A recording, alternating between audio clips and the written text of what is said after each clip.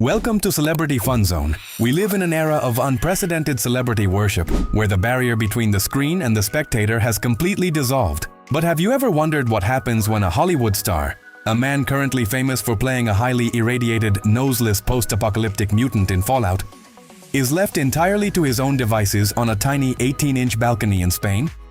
He doesn't hide. He doesn't call security. Instead, he undergoes a psychological transformation into what can only be described as a local deity. He sits there day after day, sipping wine, eating cheese, accepting glazed donuts from strangers, and acting like the literal Pope of Madrid because his fragile ego is too exhausted to actually walk down the stairs. But behind this romantic, sun-soaked European fantasy lies a deeply hilarious, highly absurd psychological reality. Today, we are breaking down the bizarre mechanics of Hollywood stardom through the lens of Walton Goggins' latest late-night revelations. Because when you strip away the red carpets and the Emmy nominations, you're left with three universal truths. Celebrities are easily bullied by smartphones, international diplomacy is incredibly lazy, and some of our finest actors were almost domestic eco-terrorists at age 6. Let's start with the ultimate equalizer, the smartphone app. Here is Walton Goggins. He has survived the brutal, cutthroat landscape of Hollywood. He has gone toe-to-toe with Quentin Tarantino's dialogue. Yet, his psychological nemesis isn't a ruthless studio executive or a harsh film critic. No. It is a cartoon green owl that speaks in passive-aggressive guilt trips. Walton admitted that after studying Spanish and reaching what he proudly claimed was a 4th grade reading level, which, let's be honest, is the linguistic equivalent of being able to order a juice box and locate the nearest bathroom, he decided to reactivate his Duolingo streak. He got 60 days in. He was feeling himself. He was basically Cervantes. And then he actually stepped outside his apartment. The psychological toll of celebrity stage fright is a fascinating thing. You can perform in front of millions on Prime Video, but the second you have to ask a Madrid local where the bakery is, your brain completely short-circuits. But the real tragedy isn't the stage fright, it's the app shaming. The moment Walton missed a day to, do his actual job of acting, the Duolingo owl went full psychological warfare. Walton found himself getting into actual heated, verbal arguments in broken Spanish with a notification on his phone. Why are you giving up on your dreams, Walton? Why are you neglecting this? Think about the sheer absurdity of this image. A multi-millionaire, internationally acclaimed actor standing on a balcony in Spain, screaming at a mobile app, trying to explain his production schedule to a digital bird. It is the ultimate proof that no matter how famous you are, a free language app can still make you feel like an absolute disappointment of a human being. But if you think app shaming is humiliating, let's talk about the high-stakes world of international political relations. Specifically, the Gelson's receipt scandal. While in Spain, Walton apparently made a public joke about Spanish olive oil. Enter Pedro Sanchez, the actual president of Spain. Now, if the president of a country sends you a gift, you expect a certain level of national prestige.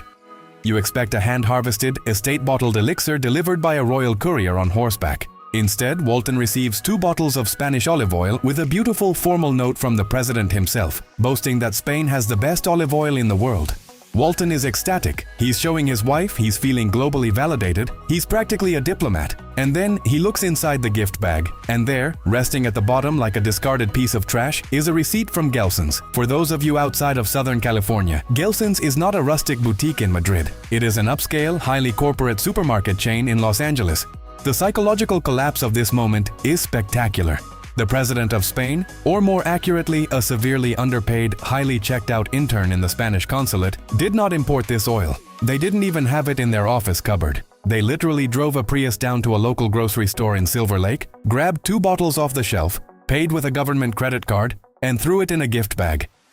They didn't even bother to take the receipt out. Nothing says, "You are a very important celebrity." Quite like getting a presidential tribute that was purchased next to the salad bar at a local supermarket. It ruined the magic for Walton, and honestly, it ruins the magic for all of us. It turns out global diplomacy is just as lazy as your last-minute Secret Santa shopping.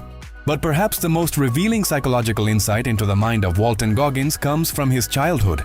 Specifically, his brief and highly dangerous career as a 6-year-old amateur chemist. On national television, Walton casually admitted that when he was 6, he decided to look for the cure for cancer. A noble pursuit. But his scientific method was slightly less Jonas Salk and a lot more domestic environmental hazard. He went under the kitchen sink, grabbed every single chemical his parents owned, We're talking bleach, ammonia, drain cleaner, and probably some light industrial solvents, and poured them all into a single red solo cup. Now, anyone who has taken basic high school chemistry knows that mixing random household cleaners under the sink is a fantastic way to accidentally synthesize chlorine gas and take out your entire neighborhood. But Walton, operating with the supreme, unearned confidence of a future Hollywood star, just mixed it up and waited for magic to happen. When the cure for cancer failed to instantly manifest in his plastic party cup, Walton did what any bored 6-year-old would do. He walked outside and dumped the highly toxic chemical soup directly onto his family's grass. The result? Grass never grew in that spot ever again. He didn't find the cure for cancer. He created a localized Chernobyl in his backyard. He literally salted the earth. It is a miracle of modern science that Walton Goggins survived his own childhood to play a mutant in Fallout, because he was apparently trying to turn himself into one at age 6. And that is the grand, beautiful delusion of Hollywood. We look at these stars on our screens and we see gods, mutants, and heroes. But in reality, they are just like us. They get bullied by language learning apps, they get cheap supermarket gifts from world leaders, and they have to live with the fact that they permanently destroyed a patch of their parents' lawn with a solo cup full of chemical weapons. But hey, maybe that's why we love them. They make the absurd reality of life look just a little bit more entertaining. Now, I want to hear from you. If you had an 18-inch balcony in a foreign country, what is the absolute weirdest gift a neighbor could bring to make you feel like the local pope? And more importantly, does anyone else have a permanent dead spot in their yard from a childhood science experiment? Let me know in the comments below. Hit that subscribe button, and I'll see you in the next breakdown of Hollywood's beautifully unhinged minds.